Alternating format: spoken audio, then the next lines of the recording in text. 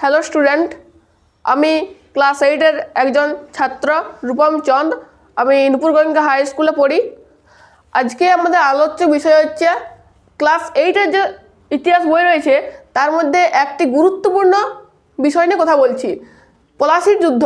আমাদের ইতিহাস শিক্ষক যিনি সুব্রত স্যার, তিনি আমাদেরকে যেভাবে বুঝিয়েছেন আমি চেষ্টা করব ঠিক ততটাই বোঝানোর যতটা তিনি বুঝিয়েছেন। তাহলে শুরু করছি আমাদের আজকের আলোচ্য বিষয়। আমাদের বিষয়টি হচ্ছে পলাশির যুদ্ধ। পলাশির যুদ্ধ হয়েছিল মুর্শিদাবাদ থেকে ঠিক 30 মাইল দূরে ভাগীরথী নদীর তীরে পলাশির মাঠে। পলাশির যুদ্ধ হয়েছিল পলাশির মাঠে, মুর্শিদাবাদ থেকে 30 মাইল দূরে ভাগীরথী নদীর তীরে। কোন নদীর তীরে? ভাগীরথী নদীর তীরে। কার সাথে কার হয়েছিল? বাংলার নবাব সিরাজউদ্দৌলার সাথে ইংরেজ ইস্ট ইন্ডিয়া কোম্পানির রবার্ট ক্লাইভের। বাংলার নবাবের সৈন্য সংখ্যা ছিল 50,000 জন, আর ইস্ট ইন্ডিয়া কোম্পানির রবার্ট ক্লাইভের সৈন্য সংখ্যা ছিল মাত্র 3,000 জন। তোমরা ভেবে দেখো তো কার জিতার সম্ভাবনা বেশি রয়েছে, বাংলার নবাব সিরাজউদ্দৌলার নাকি ইস্ট ইন্ডিয়া কোম্পানির রবার্ট ক্লাইভ? স্বাভাবিকভাবেই বাংলার নবাবের জিতার চান্স বেশি রয়েছে, কিন্তু যুদ্ধক্ষেত্রে ঠিক তার উল্টো ঘটনাটি ঘটে। বাংলার নবাব সিরাজউদ্দৌলার যে প্রধান 3 জন সেনাপতি ছিলেন তারা যুদ্ধক্ষেত্রে নীরব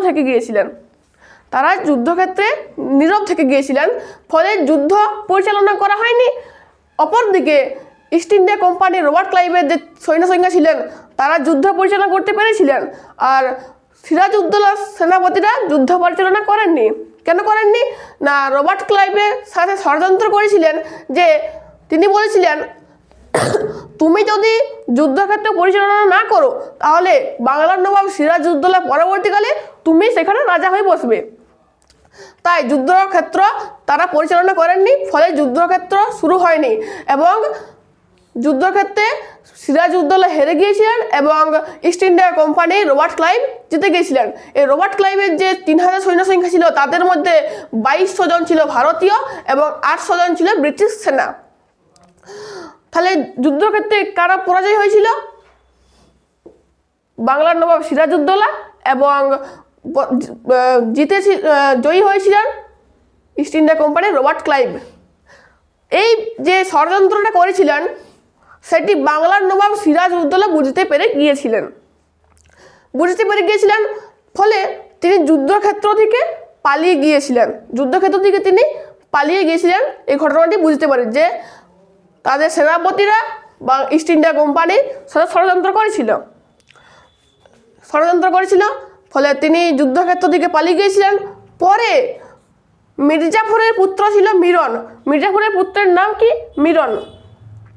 মির্জাফরের পুত্র মিরনের হাতে 2রা জুলাই সিরাজউদ্দৌলা মিরনের হাতে ধরা পড়েন এবং তাকে হত্যা করে ফেলেন। ইতিহাসের এই ঘটনাকে পলাশির যুদ্ধ বলা হয়।